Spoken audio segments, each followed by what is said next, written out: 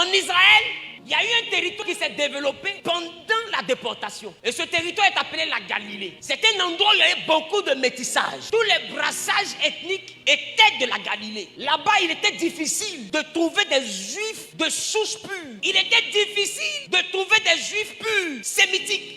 Donc quand les Juifs attendaient le Messie, ils n'attendaient pas le Messie en Galilée. C'est pourquoi Philippe et Nathanaël, ils vont demander, mais ton Messie que tu dis que tu as trouvé là, il vient d'où? Il dit non, il vient de Nazareth en Galilée. Qu'est-ce que le monsieur a répondu? Il dit attends, toi aussi. Non, toi c'est tout, on doit t'expliquer. Qu'est-ce qui est bon qui peut sortir de Nazareth? C'est une manière de dire que si Dieu doit envoyer le Messie, ça ne sera pas un métis. Là-bas c'est les métissés. Non seulement ils sont métis de peau, mais ils avaient des cultes étrangers. Parce que le métissage faisait que d'autres dieux s'étaient introduits. Imagine-toi, ton papa est juif et puis ta maman est guérée. Pendant que ton papa croit au Dieu d'Abraham, elle croit encore à ses masques. L'enfant a le choix. Soit il marche avec le Dieu des Juifs, soit elle est le masque guéri. Donc il y avait des brassages compliqués en Galilée. Donc du coup les Juifs ne regardaient plus la Galilée pour attendre le Messie. C'est pourquoi la naissance du Messie était à Bethléem. Mais on l'appelait Galiléen parce qu'il a grandi à Nazareth. Et on lui dit, qu'est-ce qui est bon qui peut sortir de la Galilée? Parce que les Galiléens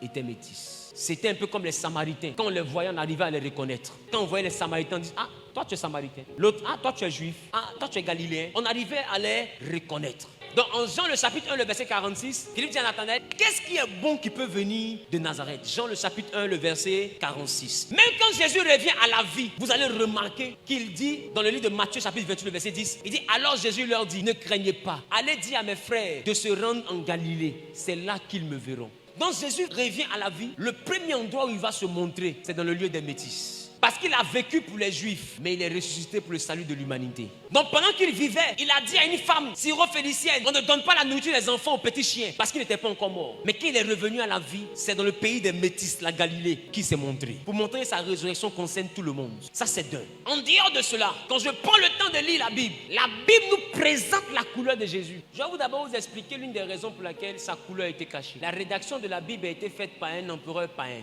qui s'appelait Constantin. À des fins purement politiques, parce que le mouvement chrétien commençait à prendre de l'ampleur, alors il va signer un traité avec les chrétiens pour leur permettre d'ouvrir les assemblées sous réserve qu'ils restent soumis à l'autorité politique en vigueur. Donc voici dans quelle mesure la loi, sinon la Bible, sera rédigée avec les évangiles. C'est lui qui va veiller à la canonisation de la Bible que nous connaissons aujourd'hui. C'est pourquoi les Juifs ne peuvent pas se reconnaître dedans parce qu'ils estiment qu'il y a eu la main humaine à l'intérieur. Mais nous continuons avec ce livre-là parce que le Saint-Esprit nous envoie à toucher toute la vérité, même celle qu'on a voulu nous cacher. On parle d'un certain Simon de Cyrène qui a aidé le Seigneur Jésus. On parle de la nationalité de Paul. On présente certains cas, mais bizarrement, sur la personne de Jésus, on reste le plus vague possible. Remarquez, on ne le décrit pas. On ne dit pas de manière explicite la maison où il habitait. Or, Jésus avait une maison. Sa maison était à Capernaum. Jésus était propriétaire de maison. La Bible, ils ont appris qu'il était chez lui à la maison et ils lui ont envoyé un malade qu'ils ont fait passer par le toit à Capernaum. La Bible, ils ont appris qu'il était chez lui à la maison. Jésus avait une maison. Mais ils sont partis de manière très vague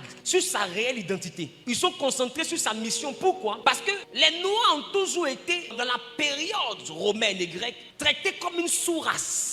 Comment reconnaître que celui qui sera la base de leur convention, reconnu comme étant le Messie, qu'on va mettre dans l'histoire, soit noir? Alors la meilleure manière de le faire accepter, c'est qu'on parle de lui et qu'on mette sa couleur à côté. Pour dire qu'il est pour tout le monde. Donc il est pour tout le monde. Sa couleur n'est plus importante. Parce que la couleur va leur montrer qu'il y a une couleur que Dieu a choisie pour venir. Mais cette couleur est en rapport avec le territoire où se trouve la montagne de Dieu. Dieu descendait sur un continent. Et il y a une montagne qu'on appelait la montagne de Dieu, où Élie a rencontré Dieu, où Moïse a rencontré Dieu, où la loi a été écrite. Et c'est sur la terre africaine. Alors le Sauveur, l'homme le plus médiatisé de tous les temps, le plus lu de tous les temps, qui fait de la Bible best-seller. Comment reconnaître dans un monde où on esclavagise les Noirs, où on s'apprête même à coloniser les Noirs? Comment reconnaître que celui qui vont adorer était noir? Allons-y en Apocalypse. La Bible dit que dans la vision que Jean a reçue, Jean a vu le Seigneur. Et Jean nous dit, en Apocalypse chapitre 4, le verset 3, Jean nous dit, celui qui était assis, vas-y. Celui qui était assis avait l'aspect d'une pierre de jaspe et de sardoine. Et le trône était environné d'un arc-en-ciel semblable à de l'émeraude.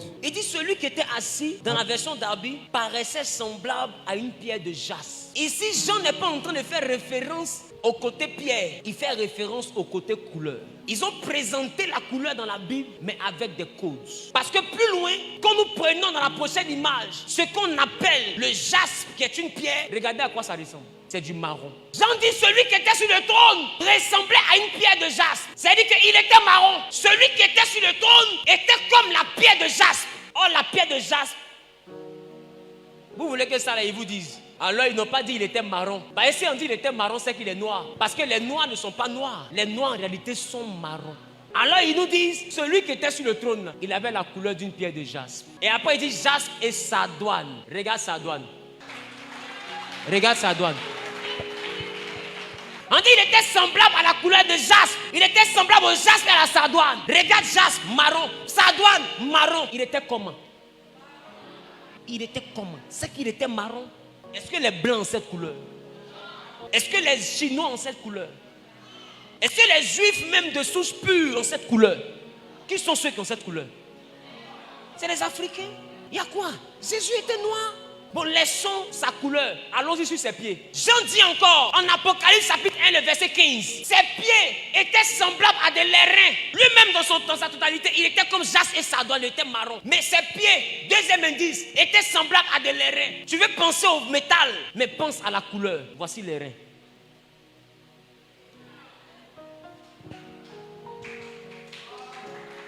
Il dit son corps est marron, mais son pied n'est pas blanc. Fin de citation. Ils savent pourquoi ils ont caché. Le Dieu que nous adorons, le Jésus, là, n'a jamais été un blanc. Donc en tant qu'Africains, c'est normal que nous réadaptons notre culture spirituelle et l'adaptons à la culture de Jésus parce que Jésus était un noir comme nous. Si un noir comme nous dit de ne plus nous prosterner devant les statues, on ne se prosterne pas devant les statues. Parce que le sauveur que nous suivons est d'abord un noir.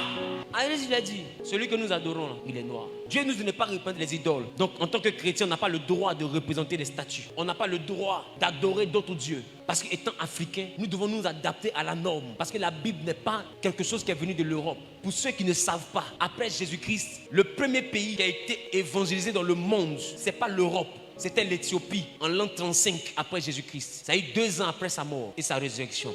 L'Éthiopie a été convertie par l'eunuque éthiopien. Qui se rappelle? Celui que Philippe avait baptisé. Qui se rappelle de ça? Et par l'eunuque éthiopien dans le pays d'Éthiopie, c'est l'Afrique qui va évangéliser l'Europe. En théologie, on a appris ça. Par une commerçante qu'on appelait Lucie. Elle était noire, éthiopienne. C'est cette commerçante qui va introduire le message de l'évangile sur le territoire européen. Donc ce sont les Noirs qui ont évangélisé l'Europe. L'Europe n'a jamais évangélisé les Noirs.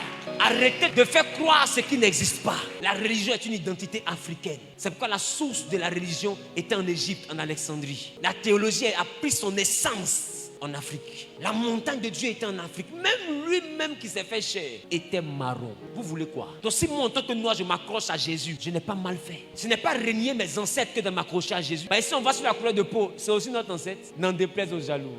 Tenez-vous debout, on va prier.